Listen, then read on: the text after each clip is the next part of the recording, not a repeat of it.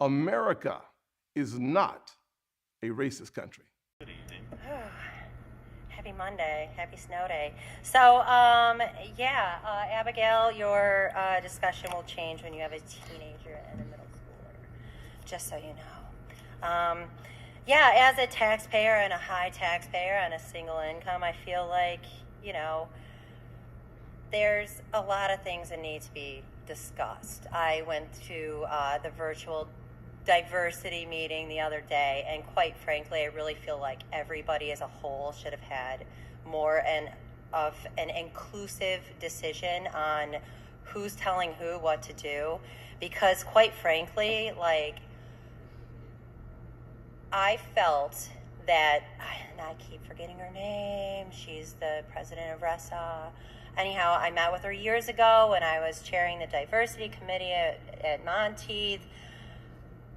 So her discussion was that as a young black man, a boy, when you walk out of the house, you have to know, first things foremost, you're a young black boy. Well, you know what? I have two young white boys, one of which got in trouble for saying the N-word on Snapchat, which his dark chocolate auntie got him into straight out of Compton, okay? So my boy got straight out of Compton. He's into it, all the old school hip hop, can do blues riffs like crazy, and it says in parody on Snapchat, which essentially got him kicked out of South for 4 to 10 days. I mean, he went hunting, came back, completely followed by the black boys. I have the Snapchats. My address was put out there. We were threatened, and why? Because he said, I'm sorry, this happens to be in every song. The FCC, the John Connors, the who's who are in charge basically are allowing this, and our kids. Excuse me, ma'am. I'm sorry. You can finish, but just watch the language. I'll watch it. I'm sorry. Passion. So anyhow, my boy, who I intentionally put in very primarily all black dance class, sales school, you name it. I went to all those things because I'm an inner city person, and I feel like it's important for us to have this. I really honestly feel like that the DEA or DEI, they really are trying to victimize our kids. When that happened to my son,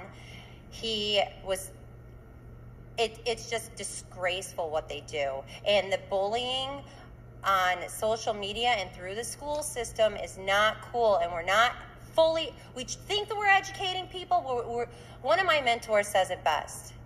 You put it, oh my God, experience is everything. You got to put people into certain places. I'm sorry, your 3 minutes are up. Okay, thank you so much, very much. Have a great evening.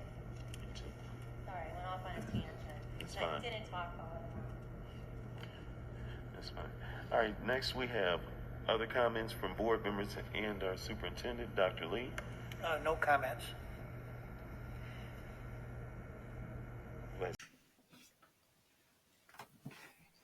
All right, the video that you just saw, ladies and gentlemen, was a white parent.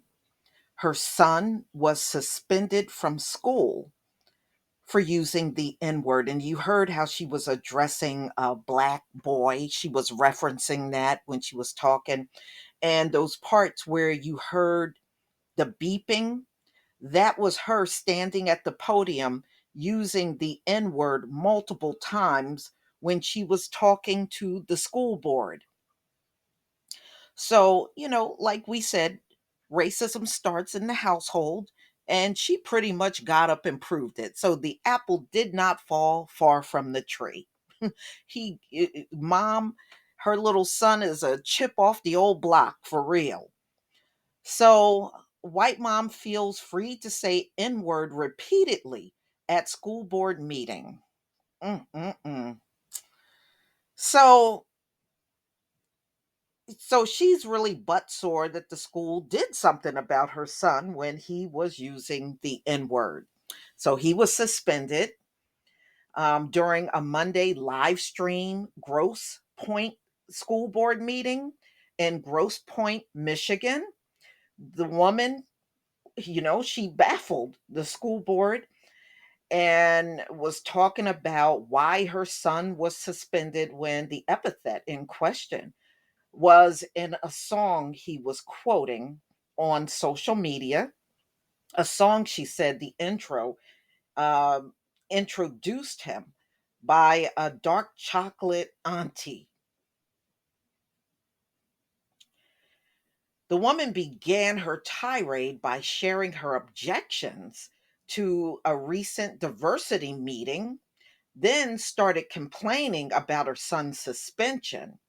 So, my boy got straight out of Compton. He's into all the old school hip hop and says in parody on Snapchat, which essentially got him kicked out of South High School for 4 to 10 days. So that's how long he's suspended. The woman then complained about the backlash her family received. My address was put out there. We were threatened. And why? Because he said, and she said the N word. That's where you heard it beeping. I'm sorry, this happens to be in every song, she said. The FCC, the John Connors, the who are in change, and then she says the N word again, basically are allowing this and our kids. No, you teach it in the household. Songs didn't teach that to your kids. Y'all been doing this for generations. So, okay, so about a century ago, why were y'all still running around using the N word? Those songs weren't out then. So, no, you can't use that as your excuse. Y'all been doing that long before rap was out. All right, a black board member then interrupts her and object to her language, prompting her to apologize. I'll watch it. I'm sorry. I'm sorry, she said. She goes on to stress that she intentionally put her son in an all black dance classes and such because she is an inner city person, but the school diversity, equality, and inclusive really are trying to victimize our kids, she said. When that happened to my son, it's just disgraceful what they do, and the bullying on social media and through the school system is not cool. Several minutes later, appalled white members of the school board addressed the woman's repeat language of the racial slur. In my 7 years on the school board, I've never heard anyone speak in the audience like tonight. Okay, this is what one of the school board members said, Margaret Wirtz. Um, I never heard the N word used in front of our colleagues here, and this is very upsetting to me. She said, we need to be able to talk about different opinions, different politics, whatever, but we don't disparage people. We don't use slurs of any kind, ethnic, racial, or anything. And I'm just upset and I can't keep going without saying something. Okay, so the superintendent was there, John Dean. I, as superintendent, need to say our school district does not tolerate language like that in any construct. And the argument that they can hear somewhere else, therefore, they can do it here, is one of the most enabling, offensive arguments and has led to countless atrocities in our history. So, that is really an incredibly weak argument and it is offensive. All right. So, Harper Woods, branch of the NAACP, told Click on Detroit that several live stream viewers had called the organization to complain about the incident, with some upset that more members did not speak out about the woman's language.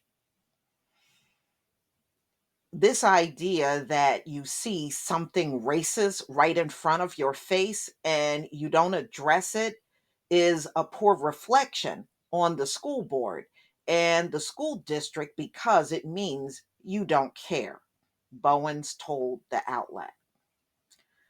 Well, ladies and gentlemen, I'm not surprised about this. Even when I was coming up, we had some racist incidents in school, and the parents did something similar to this.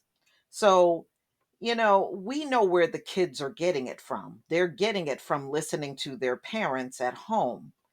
So, and I kind of agree with what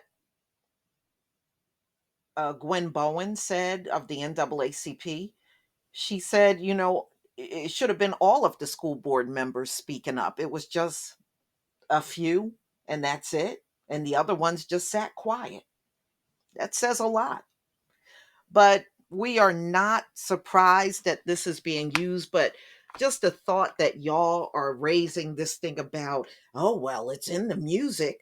Well, yes, it's in the music.